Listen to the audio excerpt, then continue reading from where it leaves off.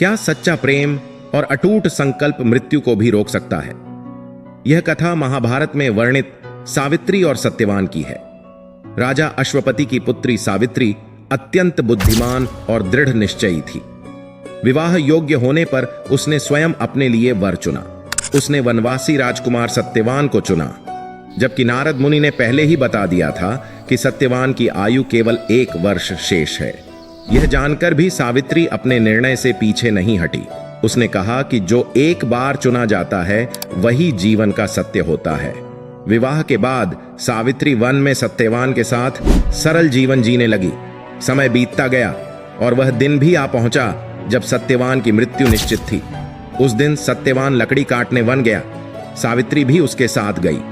अचानक सत्यवान को तेज पीड़ा हुई और वह भूमि पर गिर पड़ा।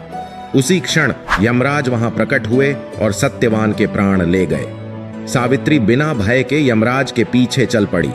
यमराज ने उसे लौटने को कहा, पर सावित्री ने धर्म और सत्य की बातें की। उसकी वाणी, धैर्य और विवेक से यमराज प्रसन्न हुए। उन्होंने सावित्री को वर मांगने को कहा।